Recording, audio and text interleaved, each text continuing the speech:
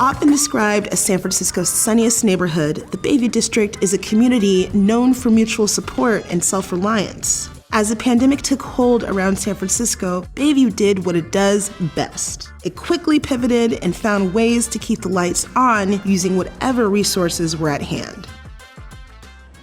I am so glad that you finally decided to come to my neighborhood. I know, you've been talking about it for a while, and I haven't been down here for ages. So. Yeah, there's so much to see now. A lot has changed. We've got some really good businesses around here that are resilient and have worked their butts off so that they can get their doors open. Now the city's opening back up, it's kind of special to see it all happening. Definitely, and that's what we're known for. Public Glass is a nonprofit arts organization rooted in sustainability. Executive Director Nate Watson talked to us about how Public Glass had to completely rethink its business strategy during lockdown and his community effort to install a historic art piece welcoming people into the Bayview. We are a public access glass making facility. We teach classes, we run a youth program in the neighborhood. Suppose you were on a vacation to Italy and you saw some glass blowing and you said, hey, I want to try that one day. Well, this is the place that people sort of live those dreams out. And what is all this? Well, these Why am I wearing these cool glasses? because anything could happen here. All right. We're essentially smashing glass here. This is for a current public project. It's called the Bayview Gateway Project. We're mobilizing community to create patterns for a big mosaic that's going to go at 3rd and Mead. So what you see here are basically artifacts, dishes, mugs, things that people from all over Bayview have collected over the years. We're just taking all of that in and we're breaking it and then we're putting it back out to our project sites where people are using these artifacts to create patterns that are going to go up on a public project. Nice. So when do we get to help you break something? I mean, we can break stuff right now. And we need all the help we can get. We have so much to break. The letters are 8 feet tall. And there's just break it down. Well, there we go.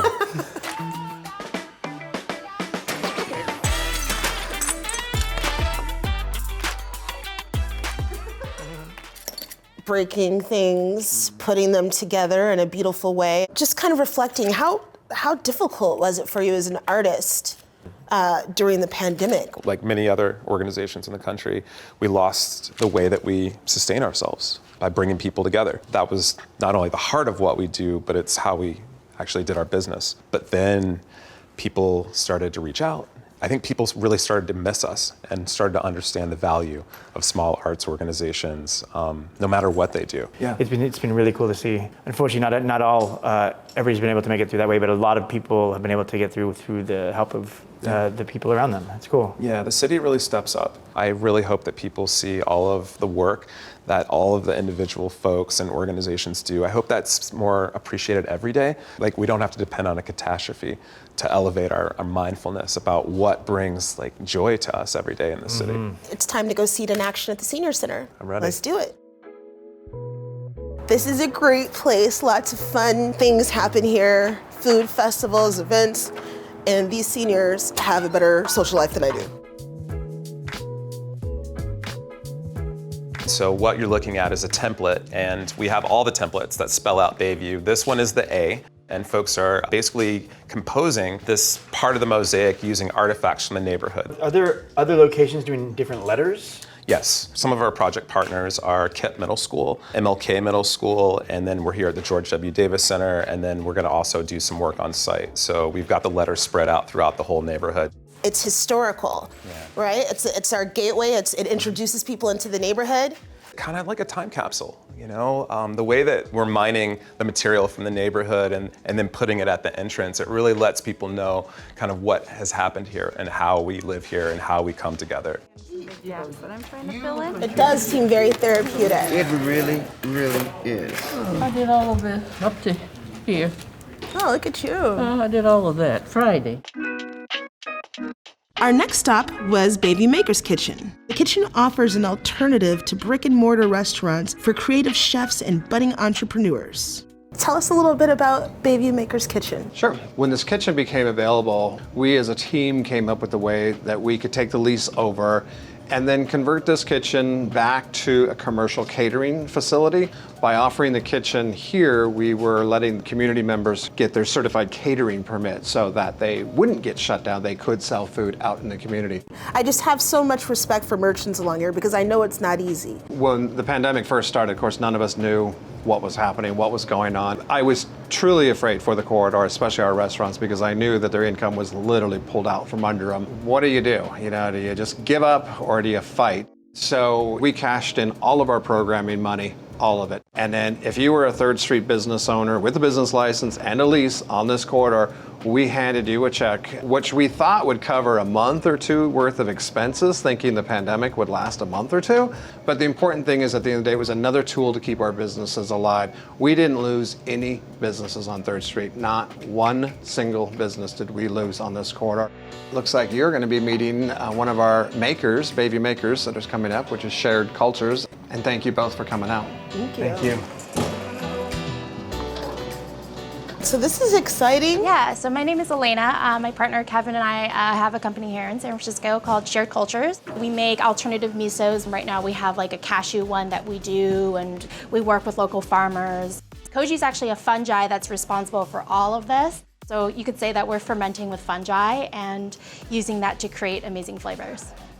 So I don't know if you know this, we've been in a pandemic this whole time. I understand you started this business during the pandemic, right? Yeah, you know, actually for us, it's been great because it really gave us time to really hunker down and work on these recipes. Now you're operating out of this amazing Bayview Maker's Kitchen. Yeah. What brought you to this community? What turned you on to it? We feel super incredibly blessed to be here in this amazing space. When we decided to sign on to a commercial kitchen, you know, the costs are a big deal, especially coming out of the pandemic. As soon as we met Earl, he was like, oh, come on in, let's make some stuff. And that's exactly what we're hoping to do, is just start and build community here.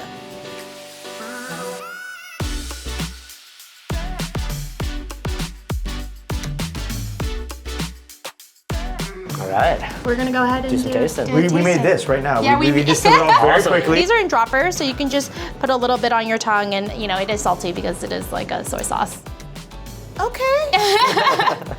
I see you guys. Yeah. This is great. Delicious. Oh, okay, yeah. Right? It tastes like it's cared for and not just some manufactured thing. It's actually really great on tacos. We've been trying to do it with fish, and that's the whole thing, is like we're trying to step outside of just like that Asian food Sure. kind of narrative. Shared Cultures is, yes, we're sharing a part of our culture with everybody, but all of this can be put on anything. Well, it was a pleasure and an honor Thank to be you so part of much. it. Of Thank course, you. Thank you. Since it first opened its doors in 2012, Old School Cafe provides at-risk youth with marketable skills and experience in the restaurant industry. Office coordinator and floor manager Desiree Maldonado detailed the secret ingredients that Old School uses to transform kids' lives. I saw the back of your shirt and it says, "Come hungry, leave inspired." Tell us about Old School Cafe. I met Teresa Goins, the founder and CEO of Old School Cafe, because she came into my school and gave a presentation about Old School. And I was hooked as soon as she mentioned, like, we're giving this opportunity for youth who people just don't even look at a second time. They judge them based off of one mistake that they've made, and that's not who they are. We're an at-risk youth-run supper club. We hire youth, train them in the entire restaurant industry. They're the servers, the hosts, the dishwashers, the chefs online. It's super impactful for Teresa, for the youth that have come through the doors, and for myself.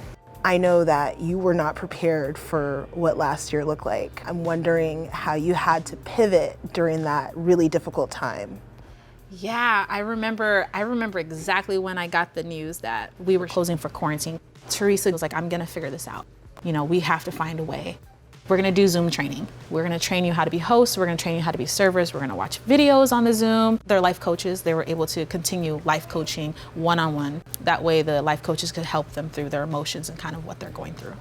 There's a lot of at-risk youth here in the neighborhood, and we can help them. Not only did our donors and funders help the youth that were still in the program, but they also helped the alumni. We're all about not only who's in the program still, but everyone who's transitioned and came through our doors. They're always family no matter what. Oh. Here is your gumbo with Dungeness crab and blackened shrimp. Wow, thank you. You're welcome. Cheers. We've seen a lot today. There's a lot to be optimistic about. What are your hopes for the Bayview?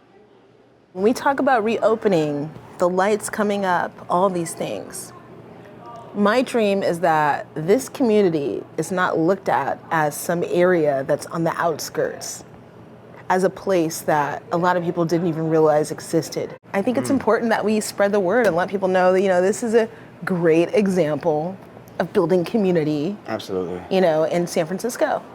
Well, here's to that. Cheers to Cheers. that. Cheers to that. Bayview is a neighborhood with grit, a neighborhood used to improvising. And we really did see community in action everywhere we went. From the senior center chipping in to create the new Bayview Gateway sculpture, to Earl forming a spot for makers to realize their dreams, to Old School investing in the future of the neighborhood. 3rd Street isn't the same as it was before the pandemic, but it's those differences that tell a distinctly Bayview story.